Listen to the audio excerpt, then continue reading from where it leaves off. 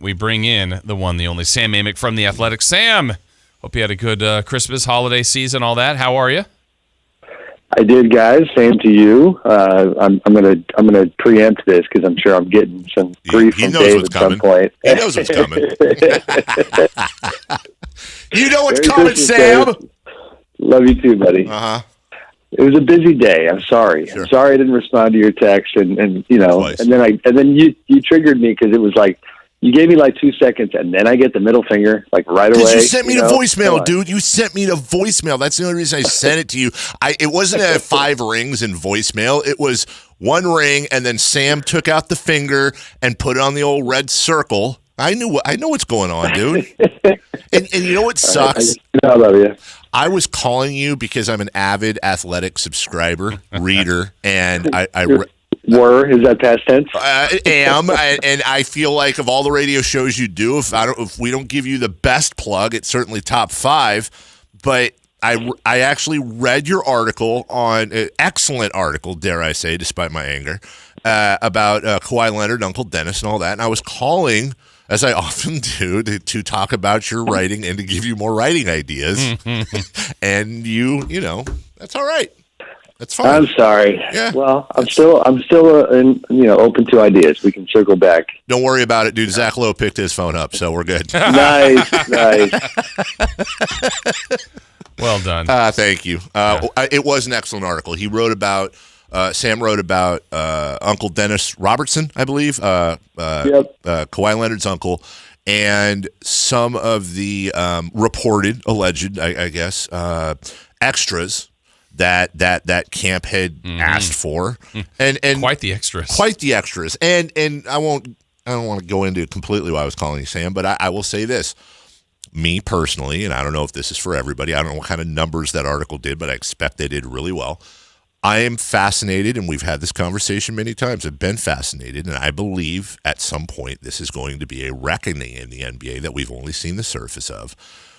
When great journalists like Sam really do the work like he did, I think there's so much more to be uncovered here. I think this is the shifty underbelly of the NBA, and it's not just things that Uncle Dennis asked for. It's players getting to ride on owners' planes. It's shoe companies paying for fines. It's, Sam, you know this. There's so much more, I think, to this story than just what you wrote, and you wrote a ton on it. I really think someday this is going to be a bigger story than it already is in the NBA. No, I think you're right. If even the fact that on that story, if I'm being honest, I ended up being, ended up being happy with how it turned out, but also shocked that it wasn't written earlier by somebody else elsewhere. I mean, I know for a fact that, there's a fair amount of people in the media who knew the rough details of this. Now listen, you have to get the right people to really help you secure the information and make sure that you're spot on.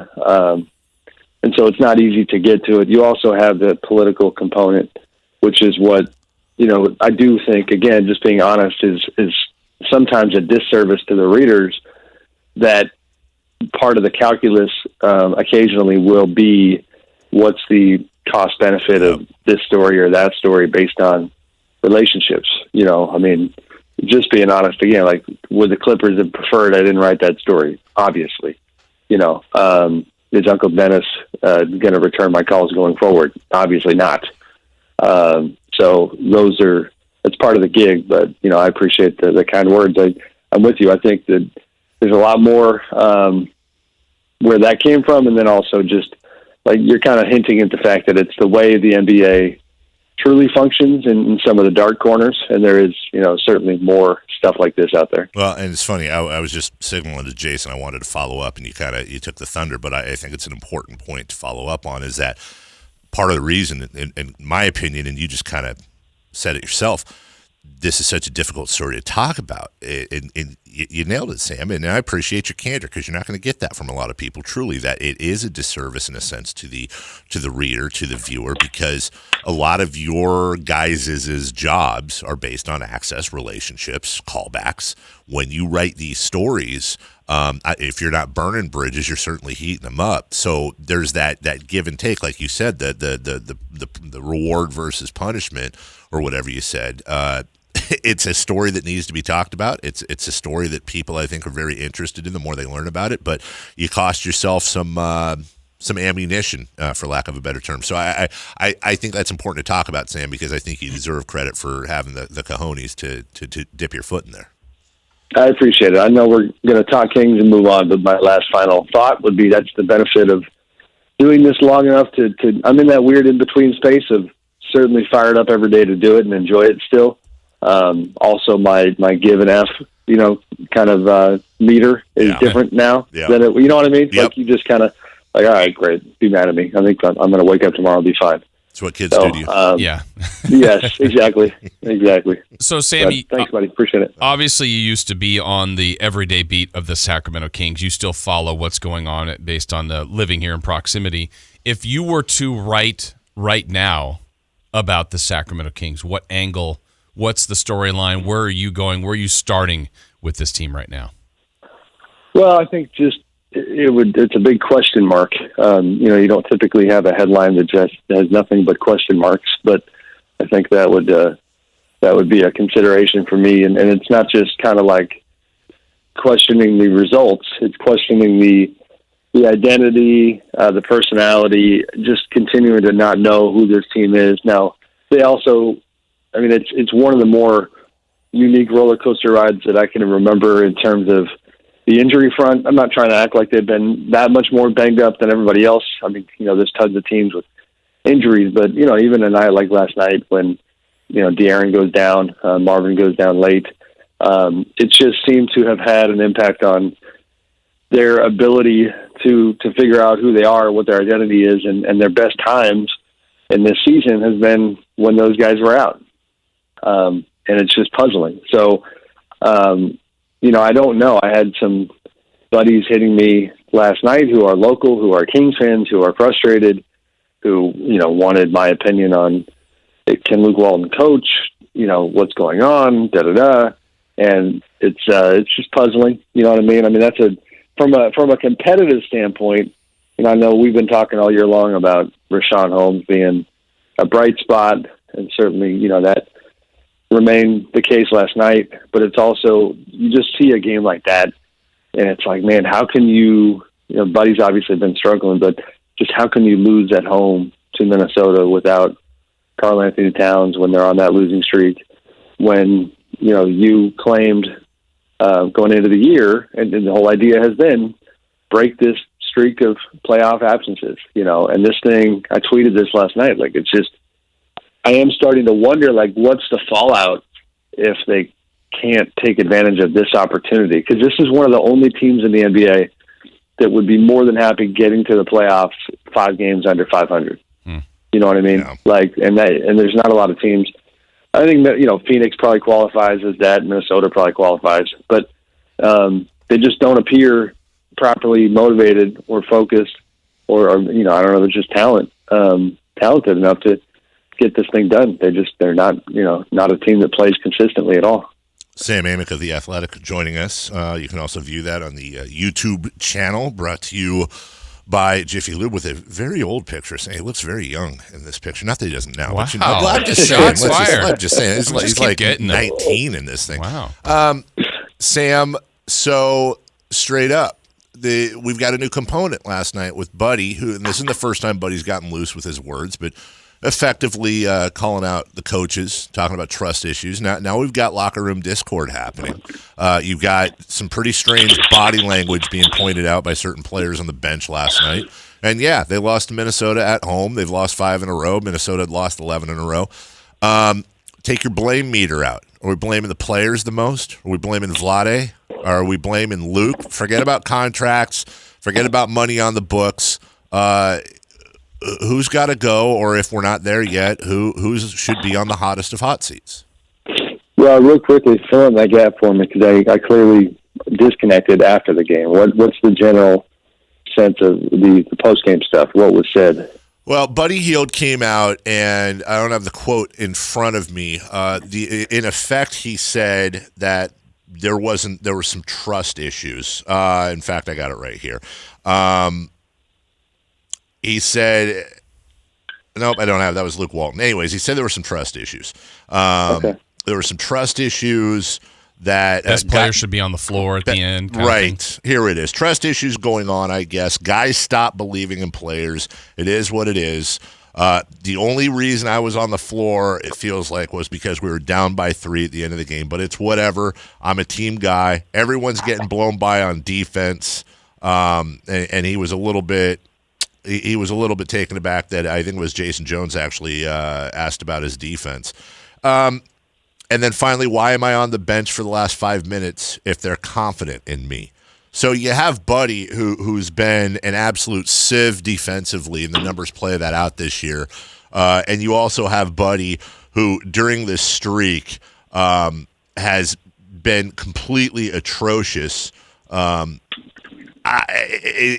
ask if it's system, what it is. I don't know. I'm asking you, Sam. Who do you look at here first?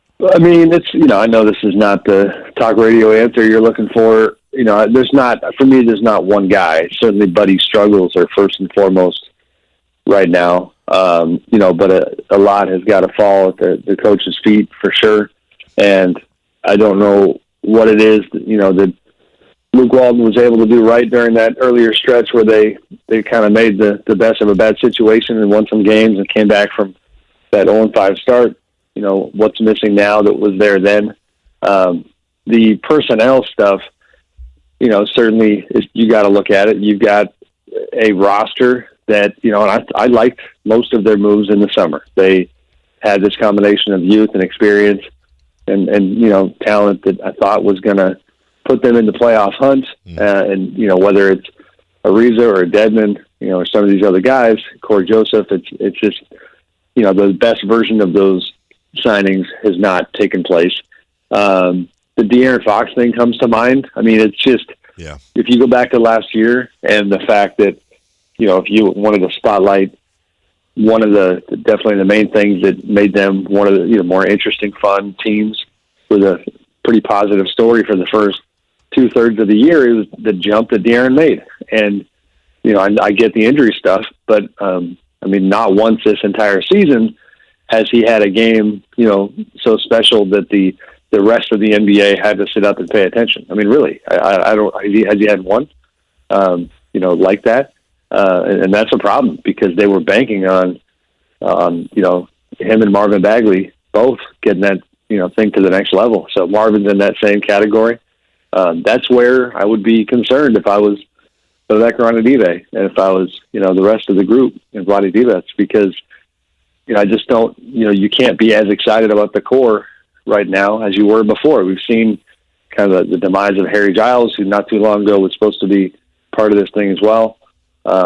So it's just, the direction is a problem. Somebody tweeted last night, just at what point they were asking is, Marvin's kind of like just not taking the next step become concerning. Mm-hmm. I think that's a problem. I mean, I've gotten to the point, you watch those guys play, he took a 3 from the top in the second half last night, and I thought to myself that he's become one of those players where I'm now expecting that shot to not go in. Right. And that's not a good sign. So a lot of layers to it, but just not as interesting or as exciting a team as they were a year ago. Yeah, and then, on Marvin's front, we don't know the severity of the latest injury, but he leaves the game in a walking boot, doesn't finish. He's played 9 games this year, Sam. Missed 20 games last year. I don't ever know how to evaluate injury prone, but when you've only played not even 2 full seasons and he's missed this amount of time, is this going to be who he is? I mean, I think that's kind of a question that's out there right now, too. Yeah, no, I agree. I mean, the injury stuff is real, and last year it was a tough combination because obviously he wanted to be starting early on, and then, he had a good stretch where he really did show you like the best version of himself at that stage. But then, it was just really short-lived, and it got short-circuited by the injury. And I mean, the injury-prone stuff is hard because it's like you're not trying to, attack somebody's character. I mean, you get hurt, but it's just not ideal. I mean, I was talking to this is a weird sequitur, but when Houston was in town the other day, talked to Mike D'Antoni about PJ Tucker, and I'm probably going to write something on PJ down the road at some point. And Mike was making a point. He's just like, nobody talks about it. This guy PJ Tucker is like, he hasn't missed a game in like 7 years. Yeah. And that's being there, being available is just a huge thing that gets overlooked. And so certainly Marvin's health stuff has been a problem. What do we need to be able to establish, in your opinion, if you haven't already established it one way or the other? I keep asking myself, is Luke Walton a good coach? I don't know. Do you? I don't. I mean, I'm a little guilty. Again, this is the candid hour of like this, the style that, with which I cover the league a lot of times is so hyper-focused on relationships and kind of, palace intrigue and how the sausage gets made for each individual team at the executive level that, I'm not necessarily diving in on a nightly basis to get out my whiteboard and figure out what my power rankings is of coaches in the league. I know that sounds like an excuse. It kind of is, but with Luke, that's just a question. It's probably not a great sign that it gets asked so often. You know what I mean? It kind of feels like people want to be nice and not say what they mean, which is, I don't think he's a good coach. And so, it's results obviously are a big part of that equation, but, I wanted to go back and watch a certain part of last night's game that my buddy had texted me about, saying that there was like one very specific sequence that as a guy himself who had coached basketball, it was mind boggling to him. And he told me to go look at it and basically find an excuse for why this would be the call here. So I will say that in the scouting community, which is always a good go-to source for media types to find out kind of what the NBA thinks about certain people. There's plenty of skepticism about Luke. So, I think he's still got a lot to prove for sure. Do you actually have a whiteboard that you do your power rankings on, Sam? Funny you say that. I do have a whiteboard right in front of me in my office. With power rankings. It says, "I love you, Daddy," because somebody came in and wrote on it one day. That's nice. Yes. It has a few little motivational things that I wrote for myself. And randomly, you can do it, Sam. 2018-19 Lakers schedule. It's a magnet. Oh, wow. On there. Wow, really, yes. Sam? Wow. Okay. All right. Well, that's it. L.A. Sam. Jeez. Yeah. Hey, make sure you go check out The Athletic. They got great writers and stuff. I think they got a $2.99 deal going on right now for Christmas too. So there's that. But many seriously, many very accomplished, very good writers. Many their names. Many some you don't. All do quality work, and they have Sam. So check out The Athletic. Make it happen, Captain. Thanks, Sam. My last time on KHTK. Turn a call, dude. Yes. Love you guys. All right, thanks, Sam. Bye. There he is, the best. Sam Amick from The Athletic. The Drive.